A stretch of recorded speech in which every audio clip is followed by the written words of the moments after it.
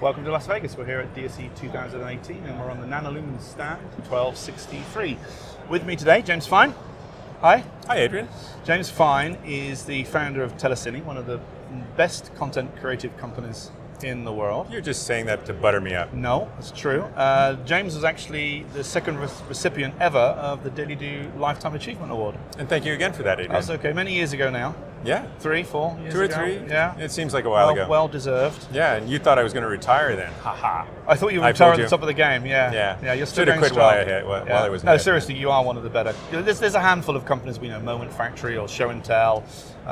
You guys. I mean, there's not very many brilliantly good creative companies. There's lots of good creative companies. But you guys have pushed the envelope.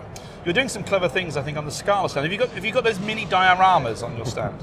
Yes, we started years ago using what we call the dollhouse when we did the project at London City Airport. Okay. It's the first time I ever saw it. That was the Bloomberg one that you did. That was the Bloomberg project, yeah. And we had 4 screens that represented the 4 walls, and we actually inserted live content into the pictures to show the client basically what it would look like. And how big is this mock-up? It's like well, that was just 4 screens. It could be any size. Okay. So 4 proper screens. 4 actual screens, electronic screens. Right.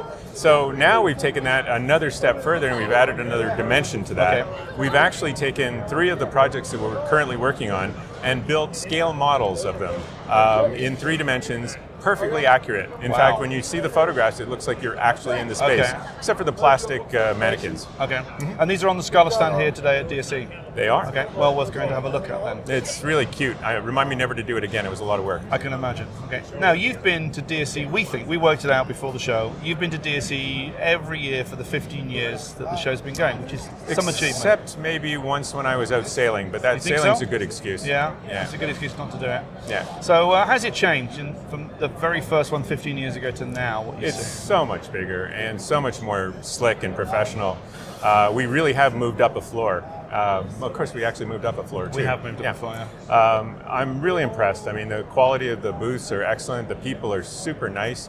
I haven't honestly seen a lot of the show yet because we've had a steady stream of people coming in our booth, and it's been great. Everybody's been so complimentary. Now, you were asked to do a presentation this morning as well. That went to a packed house, I think. Explain what you were talking about this morning. Well, I really am trying to help the industry improve.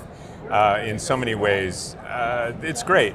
Things are really great. We have great displays now. We can do almost anything we want. But unfortunately, people are still starting with the display.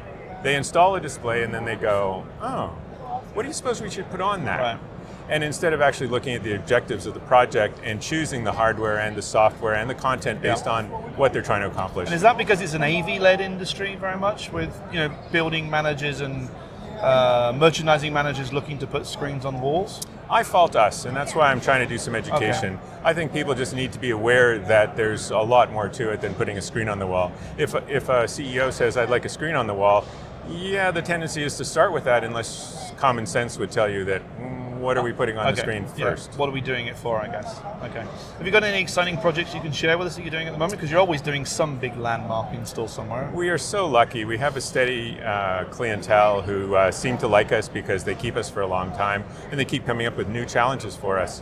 So we're always looking for new opportunities to create great experiences, great content, and push the envelope a little bit because digital signage can do anything now. So we're doing a lot of work now controlling the lighting to synchronize with the screens to create that full environment. It's fun.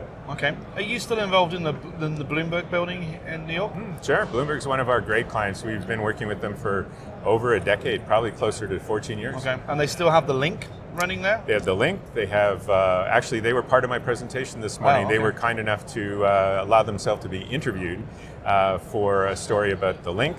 Arcade, which is their employee communications network, and Metrics, which has been evolving continuously since they installed it 14 years ago. Okay. And we've been proud to be part of that. Okay. Where can people find more information about you, James?